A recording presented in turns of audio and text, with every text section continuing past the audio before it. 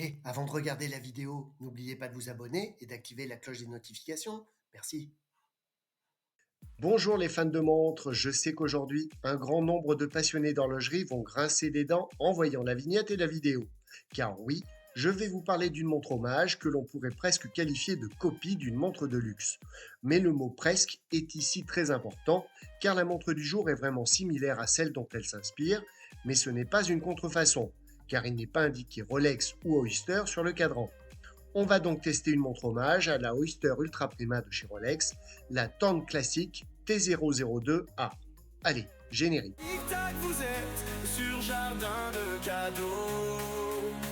La chaîne YouTube des passionnés d'horlogerie et de montres à gogo.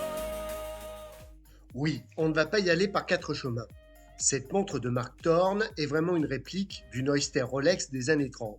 Et si je ne suis pas toujours très fan des montres hommages, vu que ce modèle n'est plus fabriqué par Rolex depuis des décennies, je trouve moins grave ou moins ambigu d'acquérir une montre hommage d'un modèle qui n'est plus fabriqué que d'acheter une montre chinoise qui copie une montre de luxe encore en cours de fabrication ou de vente. Ici, la Torn Classic Création, même si elle reprend tous les codes esthétiques de la Rolex Oyster Ultra Prima des années 30, n'est pas une contrefaçon, puisque premièrement, elle fonctionne avec un calibre à quartz, un mouvement qui n'existait donc pas à l'époque, et que deuxièmement, comme je l'indiquais en préambule, il n'y a pas de mention Rolex ou Oyster sur le cadran, et où que ce soit sur la montre d'ailleurs. On n'a donc pas affaire à une contrefaçon. Une fois cette mise au point effectuée, et alors que je comprendrai que vous soyez nombreux à ne pas apprécier cette montre, ou la démarche des marques qui s'inspirent d'autres marques, on va passer à la revue de la Torn en la comparant sur certains points à celle qu'elle copie. Et je ne vais pas vous refaire toute l'histoire des premières Rolex Oyster, car j'en ai parlé à maintes reprises dans d'anciennes vidéos. Je vous mets les liens de celle-ci en description ou en fiche cliquable juste au-dessus si ça vous intéresse. Ce que je veux simplement vous rappeler, c'est que Rolex fait indéniablement partie des marques qui ont le plus influencé le développement de la montre de plongée et de sa démocratisation. Et c'est justement en 1926, grâce au fondateur de Rolex, Hans Wilsdorf, que les premières Oyster furent mises en avant comme les premières montres entièrement étanches au monde. Et si certains ne sont pas d'accord, je tiens à préciser que cela fut possible suite à l'achat par Hans Wilsdorf de plusieurs brevets différents. Alors bien sûr, Rolex n'a pas tout inventé et ses solutions géniales de conception et de fabrication sont la plupart du temps évolutionnaires plutôt que révolutionnaires. Et le fondateur de Rolex était aussi un remarquable génie du marketing et en octobre 1927, une Oyster fut mise à l'épreuve au coup de Mercedes Glades pendant sa traversée de la Manche à la nage qui dura plus de 10 heures. Et lorsque la nageuse est revenue avec une montre encore en état de marche, elle a bien entendu fait la une des journaux. Le succès de ce coup marketing fit entrer Rolex dans la légende et la marque continua à œuvrer dans le secteur de la montre de plongée. Alors, de temps en temps, je reparlerai de l'illustre montre, la Rolex Oyster Ultra Prima, pour voir si la Torn ne s'en éloigne pas trop et si son hommage est bien réel.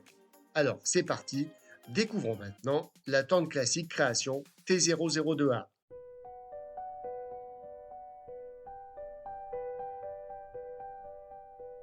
La montre Torn, comme l'illustre Oyster des années 20 ou 30, possède un boîtier de forme coussin, mais si le diamètre de la Rolex à l'époque était d'environ 30 mm sans couronne, il est ici de 36 mm, une taille intermédiaire entre les montres anciennes et celles actuelles qui mesurent souvent entre 40 et 44 mm, même si de plus en plus on revient à des tailles de montres plus modestes et moins exubérantes. Comme vous pouvez le voir sur cette publicité Rolex de 1929, il existait à l'origine deux formes de boîtier pour la Oyster.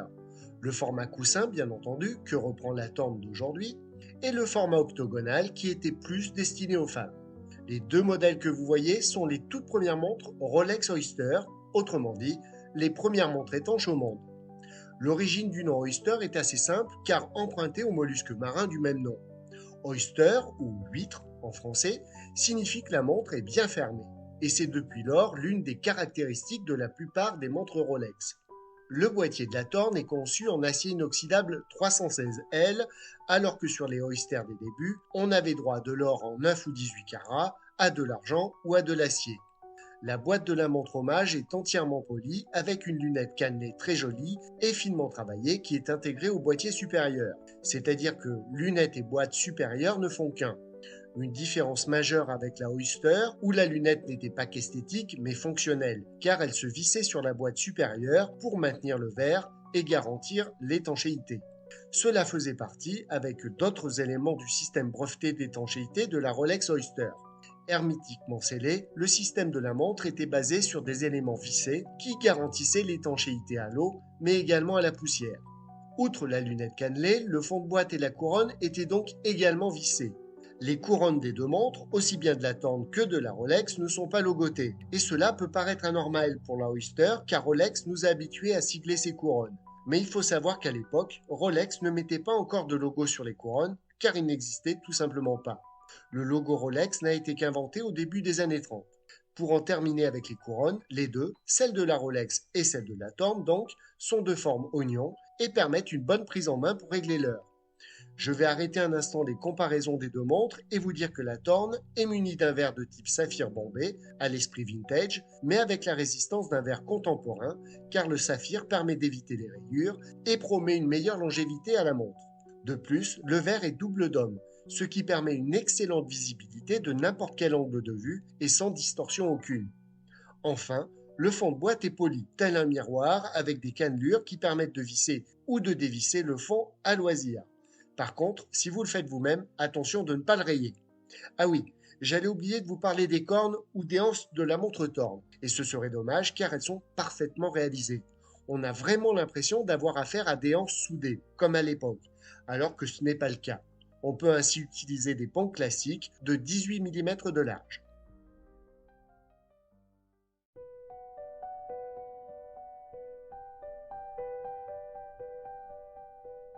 Le cadran de la Thorn reprend tous les codes esthétiques de la Oyster, mais pas la toute première Oyster de 1926 ou 1927, mais celle du début des années 30. D'après mes recherches, les premières Oyster des tout débuts utilisaient des balanciers Prima, puis ils furent remplacés par des balanciers de type Extra Prima à la toute fin des années 20. Et dès le début des années 30, l'Extra Prima fut à son tour supplanté par l'Ultra Prima. Et quand on observe la Rolex Oyster Ultra Prima et la Thorn, on voit bien que la marque chinoise a vraiment choisi ce modèle pour créer la sienne. Hormis les inscriptions comme Rolex Oyster, Ultra Prima ou Swiss Made, tout est identique sur les deux montres, sauf bien entendu les proportions, puisque les deux cadrans ont des tailles différentes. Mais le chemin de fer des minutes sur le pourtour du cadran, les chiffres romains ou le sous-cadran des secondes placé à 6 heures sont vraiment ressemblants. Et si on continue, les similitudes ne s'arrêtent pas là, puisque la partie centrale grise apparaît aussi sur la Thorn. Cet effet biton donne, comme à la Oyster, une profondeur bienvenue au cadran qui pourrait être un peu fade sans. Et au jeu des 7 erreurs, ou plutôt des 7 ressemblances, on peut aussi évoquer les aiguilles. Elles sont toutes de type fleur de lys et toutes bleuies, aussi bien celles des heures et des minutes que la petite des secondes, qui, elles, prennent une forme plus basique de format bâton. En tout cas, que l'on aime ou pas la démarche de Thorn, on ne peut qu'être épaté par son travail de réhabilitation d'une montre quasi centenaire.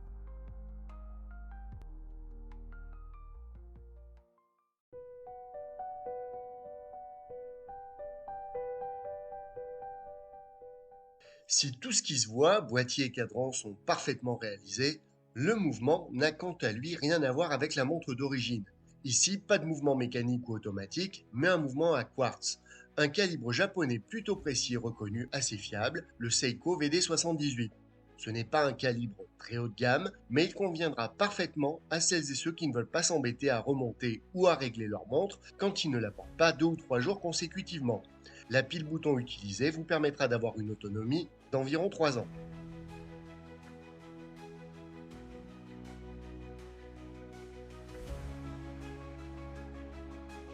Le bracelet de la Thorn est conçu en cuir véritable. De couleur noire, sobre et élégant, il paraît assez qualitatif vu le prix de l'ensemble. Par contre, je ne sais pas s'il sera très durable dans le temps, car après avoir porté plusieurs jours, il semble déjà assez marqué. Des surpiqûres blanches que l'on appelle aussi des coutures point d'arrêt sont visibles à chaque extrémité des deux parties du bracelet. Ici, ici et là. Enfin, la boucle ardillon, très classique, est conçue en acier inoxydable.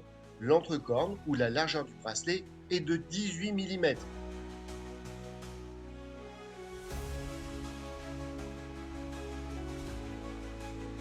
On en arrive aux dimensions. Le diamètre de la montre est de 36 mm sans la couronne et de 40 mm avec. L'épaisseur est de 11 mm, verre inclus. Le corne à corne est de 42 mm et la longueur totale, montre plus bracelet, est de 23,9 cm.